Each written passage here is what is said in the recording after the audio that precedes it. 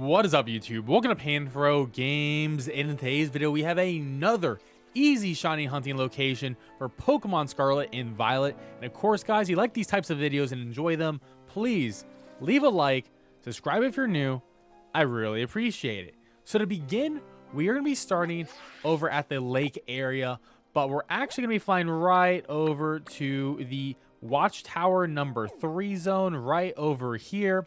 And there's a perfect resetting spot that can get us a lot of cool Pokemon that we have not covered on the channel yet.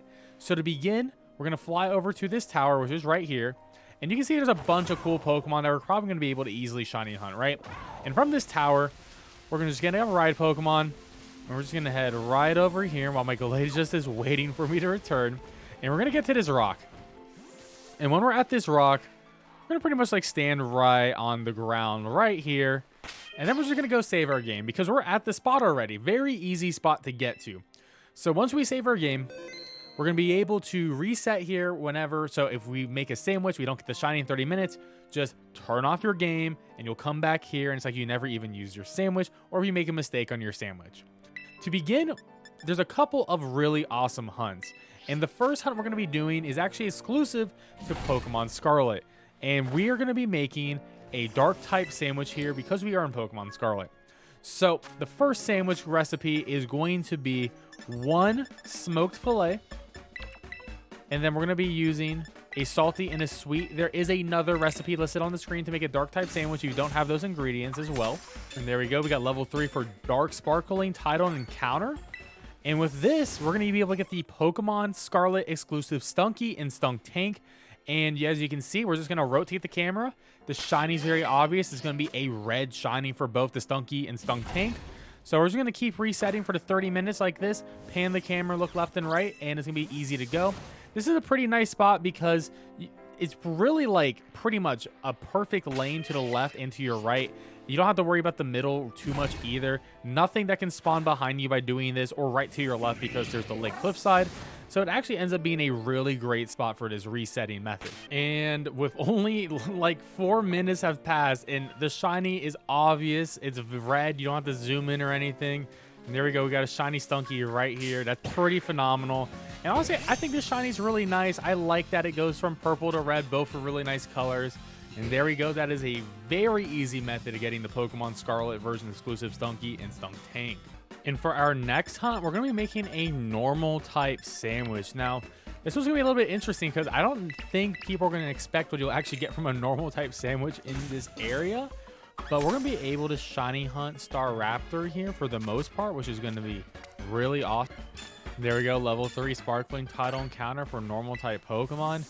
And now we're going to see the Staraptors. And right when we start this normal type sandwich, we immediately get a shiny Staraptor right there. As you can tell, it has a blue mohawk instead of a red one. So immediately on spawn, this is going to be a pretty reliable spot for them. I actually can't believe this. And of course, because it's a flying type Pokemon in the air, you can just like aim at them by holding LZ. And then you can throw by hitting ZR.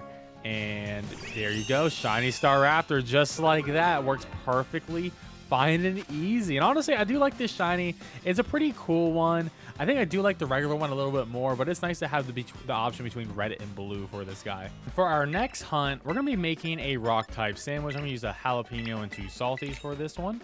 And with this, we get level 3 for sparkling Tidal encounter for a rock type Pokemon.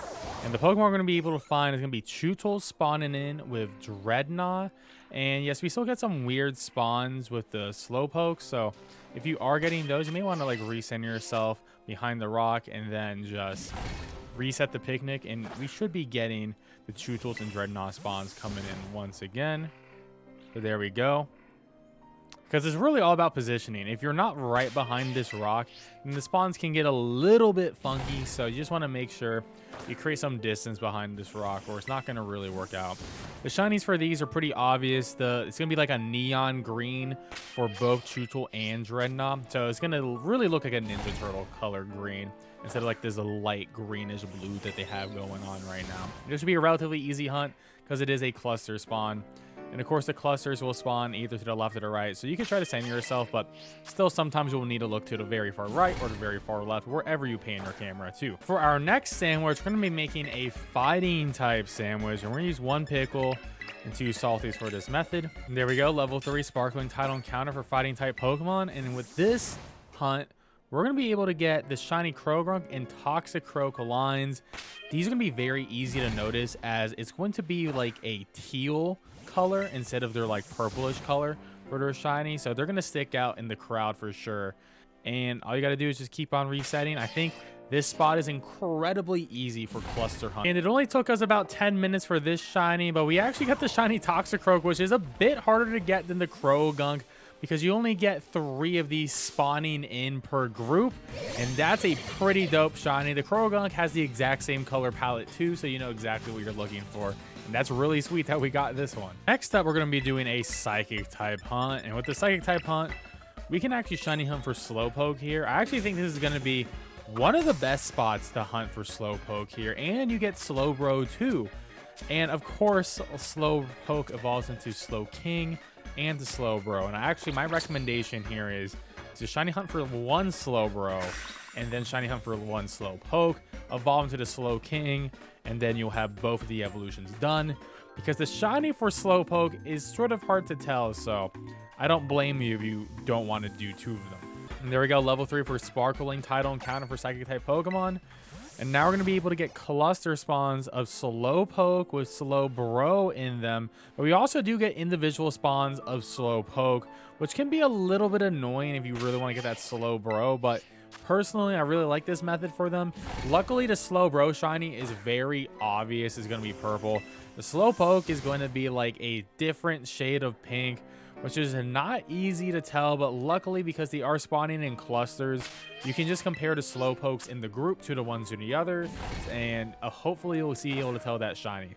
And lo and behold, we actually got a shiny Slowpoke. As you can see, it is a lighter pink right here, and we got that really quickly. So, and as you can see, it is a shiny. Our auto battle Pokemon will not kill it. And let's get this shiny Slowpoke. I can't believe we actually got it within a minute and a half. That is absolutely phenomenal. And yes, this is actually one I will be keeping, because this hunt is definitely one of the worst in the entire game. At this point, you guys must think I'm hacking, because literally another shiny Slowpoke has appeared. This is insane. We got the luck today, all right? We got luck recording this video. That was insane on the same sandwich too. I literally can't believe it. And for our last isolated shiny hunt here, we're going to be making a bug type sandwich with 1 cherry and 2 salties. And with this sandwich, we'll be able to shiny hunt for the flying bug type Pokemon Scyther. There we go, level 3 sparkling title for bug type Pokemon. And we're going to be able to get a bunch of Scyther spawns.